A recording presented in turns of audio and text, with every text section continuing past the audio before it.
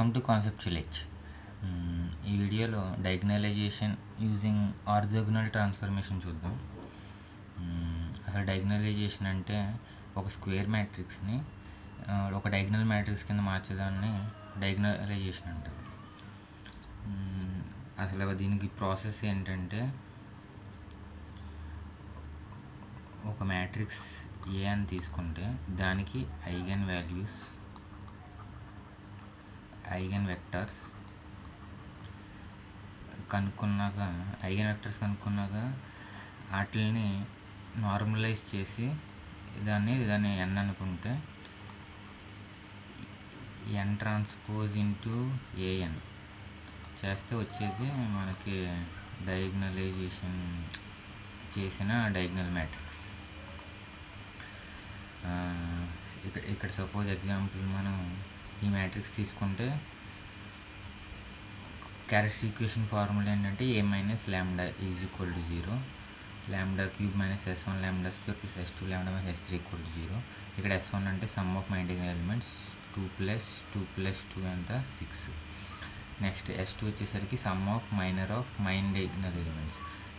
Minor అంటే ఎలాగంటే, ఇప్పుడు ఈ డయాగ్నల్ ఎలిమెంట్ తీసుకుంటే ఆ రో ఆ కాలం తీసేస్తే మిగతాది మైనర్ అవుతుంది. అలాగే మిగతా ఇక్కడ ఆ రో ఆ కాలం తీసేస్తే ఆ డయాగ్నల్ ఎలిమెంట్స్కి అలా 3 వస్తాయి. ఇక్కడ 2 ఇంటూ 2 మైనస్ 1 ఇంటూ -1 4 -1, అలాగా 3 ప్లస్ 3 9. ఇది s2 వచ్చింది. s3 వచ్చేసరికి డిటర్జెంట్ అంటే ప్లస్ మైనస్ ప్లస్. ఇక్కడ ప్లస్ 2 ఇంటూ ఆ రో ఆ కాలం తీసేసి మిగతాయి 2 into 2 4 minus 2 into 2 minus -1 into -1 అంతా 2 ఇంటూ 4 -1 అంతా 2 ఇంటూ 3 6. నెక్స్ట్ సెకండ్ రోకి అలాగా, మళ్ళీ థర్డ్ రోకి అలాగా. ఇలాగ మనం క్యారెక్టరిస్టిక్ ఈక్వేషన్ అనుకోండి. క్యారెక్టరిస్టిక్ ఈక్వేషన్ ఏంటి? Lambda cube minus 6 lambda square plus 9 lambda minus 4 equal to 0. ఇక్కడ మనం రూట్స్ కనుక్కోవాలి. ఈ రూట్స్ ఎలా కనుక్కుంటాం అంటే, ఫస్ట్ వెరిఫికేషన్ చేసుకుంటాం.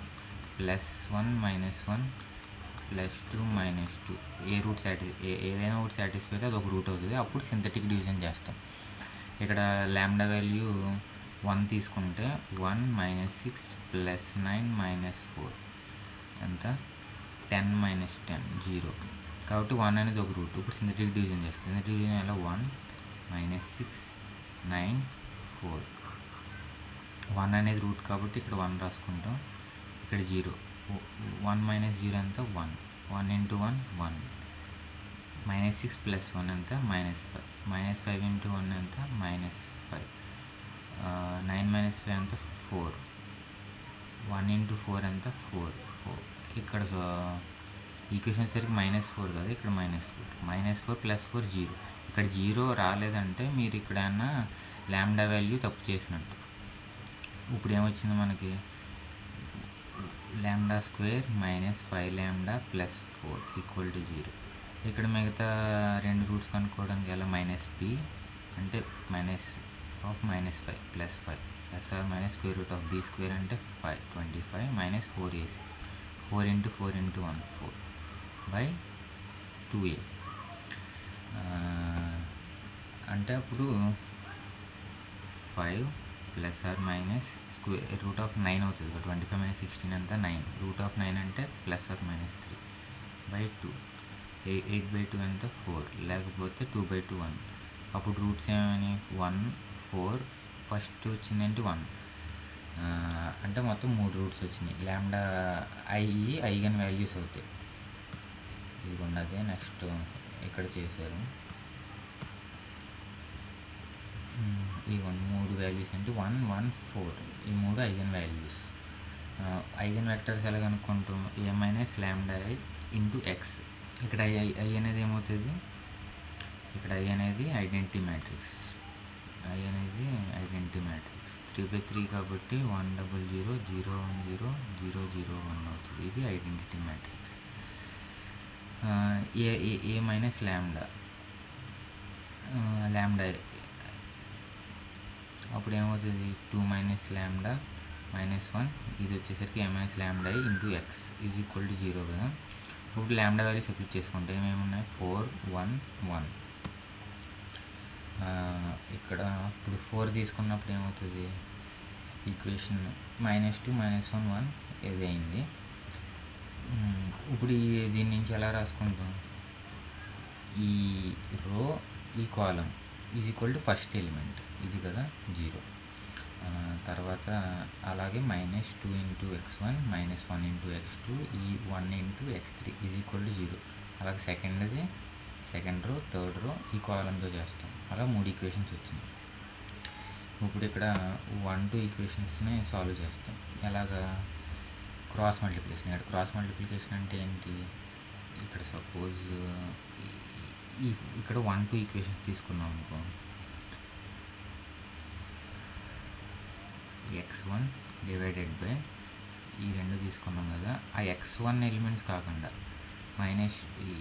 ఈ 2 కాకుండా నెక్స్ట్ ఏముంది ఇక్కడ -1 +1 -1 +1 ఇక్కడ -2 -1 -2 -1 is equal to x2 divided by x2 ఉంది కదా, x2 ఉన్న కోఎఫిషియెంట్స్ కానీ దాని పక్కే ఇక్కడ ఏమున్నాయి 1 -1 దాని తర్వాత ఉన్నాయేంటి x1 -2 -1 equal to x3 divided by అవి కాకుండా నెక్స్ట్ కాబట్టి -2 -1 -2 -1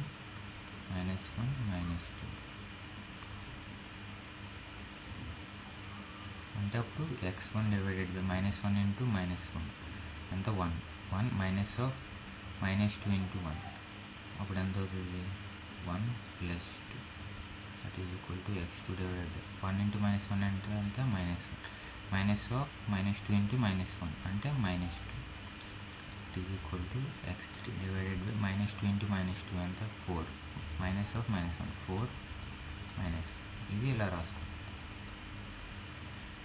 అప్పుడు ఎలా వచ్చింది కాబట్టి ఏమవుతుంది ఒక ఐగెన్ వెక్టర్ 1 -1 1 అనేది ఒక ఐగెన్ వెక్టర్ అయింది.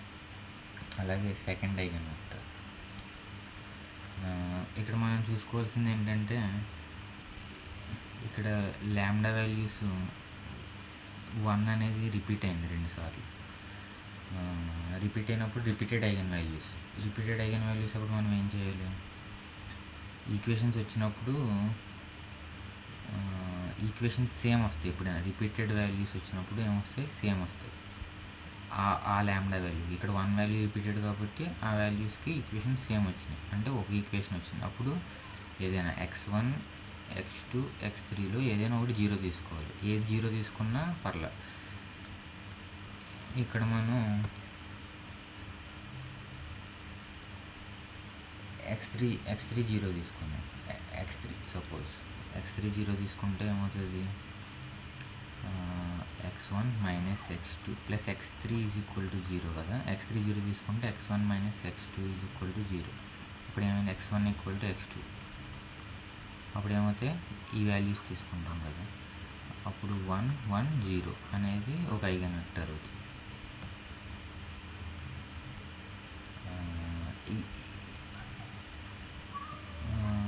ఇక్కడ ఇప్పుడు ఏదైనా తీసుకోవచ్చు. ఇక్కడ x3 వాల్యూ 0 తీసుకున్న x1 తీసుకోవచ్చు, x2 తీసుకోవచ్చు.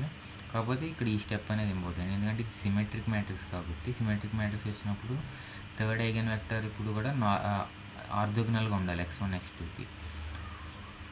కాబట్టి ఇక్కడ x3 0 తీసుకున్నాం కదా, x3 0 తీసుకున్నప్పుడు ఒక ఆన్సర్ వస్తుంది, x2 0 తీసుకున్నప్పుడు ఒక ఆన్సర్ వస్తుంది, x1 0 తీసుకున్నప్పుడు ఒక ఆన్సర్ వస్తుంది. ఏ ఆన్సర్ వచ్చినా కరెక్ట్. ఇక్కడ x3 0 తీసుకున్నాం. x3 0 తీసుకున్నప్పుడు ఏదైనా థర్డ్ ఐగెన్ వెక్టర్ కూడా ఆర్థోగోనల్గా ఉండాలి కాబట్టి దాన్ని ABC అనుకుంటాం. x1 ఏంటి మనకి పైన ల్యాండా వాల్యూ 4తో వచ్చింది x1, x2 వచ్చేసరికి x3 = 0 తీసుకున్నప్పుడు వచ్చింది. ఇప్పుడు ఆ 2 వెక్టర్స్ని ఆర్థోగోనల్గా ఉందో లేదో చెక్ చేసుకోవాలి. ఆర్థోగోనల్గా ఉన్నప్పుడు ఏమవుతుంది, దాని ఏదైనా ఒక రెండు మ్యాట్రిక్సెస్ ఆర్థోగోనల్గా ఉండాలంటే ఎక్స్ఏ ఎక్స్బి ఆర్థోగోనల్గా ఉండాలంటే XA transpose XB is equal to 0 అవ్వాలి.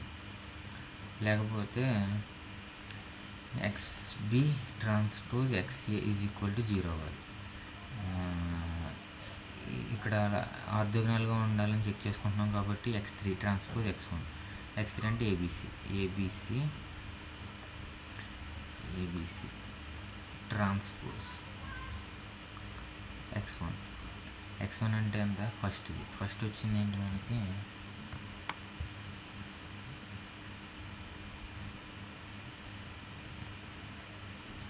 ఫస్ట్ వచ్చింది ఇది 1 - 1 1 1 - 1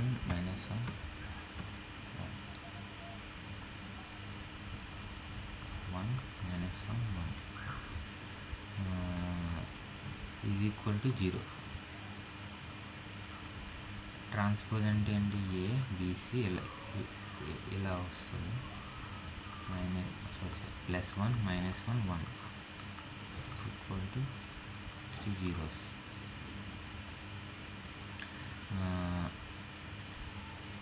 సారీ ఇక్కడ ఈజ్ ఈక్వల్ టు 0 ఇలా రాయకూడదు. 0 ఇక్కడ ఏబిసి ఇది ఒకటి రో ఒకటి కాలం. అప్పుడు ఏమవుతుంది? A × 1 B × -1 అంటే -b C × 1 + C is equal to 0 అవుతుంది. అలాగే సెకండ్ది x3 ట్రాన్స్పోజ్ ఏంటి? x3 ట్రాన్స్పోజ్ అంటే x3 transpose x2 equal to 0.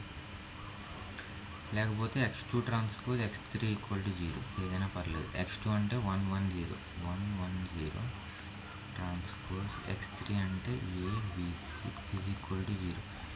Transpose చేస్తే రో కాలం అవుతుంది, కాలం రో అవుతుంది. 1 1 0 ABC is equal to 0. 1 × A + B C × 0 అంటే 0 ఈజ్ ఈక్వల్ టు 0. ఇలా రెండు ఈక్వేషన్స్ వచ్చినాయి మనకు. అయ్యే ఇక్కడ 7 ఒకటి 8 ఒకటి. 7 8 సాల్వ్ చేస్తాం. ఎలాగా? క్రాస్ మల్టిప్లికేషన్ అంటే సేమ్ ఇందాక చెప్పినట్టు ఇక్కడ A డివైడెడ్ బై అవి కాకుండా నెక్స్ట్ వచ్చే క్వశ్చన్స్ ఏంటి? -A by -1 1 1 0 is equal to B by next questions ఏంటి? 1 0 1 1 is equal to C by next questions ఏంటి? 1 - 1 1 1. ఈ సాల్వ్ చేస్తే ఇది వస్తుంది. అలాగా థర్డ్ ఐగన్ వెక్టర్ కనిపెట్టాం. వీటికి నార్మలైజేషన్ చేయాలి. మనం ఫస్ట్ అనుకున్నట్టు ఏం చేయాలి? డయాగ్నల్ మ్యాట్రిక్స్ ఏమవుతుందంటే n ట్రాన్స్పోజ్ × n అనేది నార్మలైజ్ వెక్టర్. నార్మలైజ్ వెక్టర్ ఎలా వస్తాయి? 3 ఐగన్ వాల్యూస్ వచ్చినాయి కదా, ఈ మూడాటికి నార్మలైజేషన్ చేయాలి ఒక్కొక్క దానికి. ఈ నార్మలైజేషన్ ఎలా చేస్తామంటే ఏబిసి అనేది కనుక ఒక ఐగన్ వెక్టర్ అయితే A divided by square root of A + B + C A² + B² + C². B divided by A² + B² + C². అలాగే C divided by square root of A² + B² + C². అలాగే ఇక్కడ 1 - 1 1 ఉన్నాయి కాబట్టి 1 divided by square root of 1² - 1² + 1² అంతా 1 divided by √3. Next ఏమవుతుంది? -1 divided by √3 1 divided by √3. ఇక్కడ 1 divided by square root of 1² + 1² + 0² అంతా 1/√2 1/√2 0/2. ఇక్కడ -1² + 1² + 2² -1 divided by square root of 6. అలాగే నార్మలైజ్డ్ ఫామ్ వచ్చింది. నార్మలైజ్డ్ ఫామ్ వచ్చాక ఆ మ్యాట్రిక్స్ని రాసుకుంటే మనం ఏ ఆర్డర్లో రాసుకున్నా కరెక్టే. x1 x2 x3 ఎలా రాసుకున్నా కరెక్టే ఆర్డర్. n ట్రాన్స్పోజ్ అంటే ఏం చేస్తాం? రోని కాలం కింద రాస్తాం, ఈ రోని కాలం కింద రాస్తాం, కాలంని రో కింద రాస్తాం. 1/√3, 1/√2, 1/√6 -1/√6 అలా. అది నార్మలైజ్డ్ మ్యాట్రిక్స్ వచ్చింది. ఎన్ ట్రాన్స్పోజ్ వచ్చినాయి కాబట్టి మనం డి అంటే ఫస్ట్ ఏమనుకున్నాం, ఎన్ ట్రాన్స్పోజ్ ఇంటూ ఏ ఇంటూ ఎన్. ఫస్ట్ మనం ఏ ఇంటూ ఎన్ కనుక్కుందాం. ఎన్ అంటే ఏంటి, ఇది ఇంటూ ఏ అంటే మనం ఇచ్చిన మ్యాట్రిక్స్ 2 - 1 1 -1 2 -1 ఇది ఇంటూ నార్మలైజ్డ్ వెక్టర్. ఇది ఏమవుతుంది, రో కాలం చేస్తాం కదా ఎప్పుడు కూడా. అంటే 2 ఇంటూ 1/√3 -1 ఇంటూ -1/√3 ప్లస్ 1 ఇంటూ 1/√3.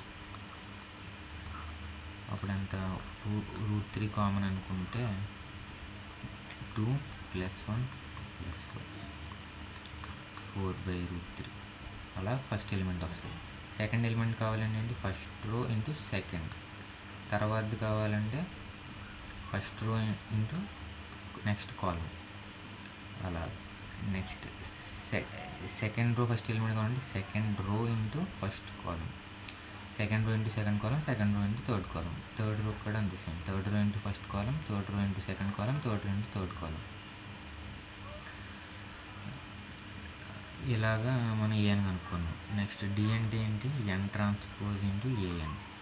ఎన్ ట్రాన్స్పోజ్ అంటే మనకి ఇక్కడ వచ్చింది కదా, అంటే ఏం లేదు, ట్రాన్స్పోజ్ ఆఫ్ ఎన్. ఈ ఎన్ ట్రాన్స్పోజ్ ఇంటూ ఏఎన్ మనకు ఆల్రెడీ వచ్చింది కదా, ఏఎన్ ఇంటూ ఎన్ ట్రాన్స్పోజ్ చేయాలి. అదే నెక్స్ట్ స్టెప్. ఇక్కడ కూడా సేమ్ ఏంటి, ఫస్ట్ రో ఇంటూ ఈ కాలం.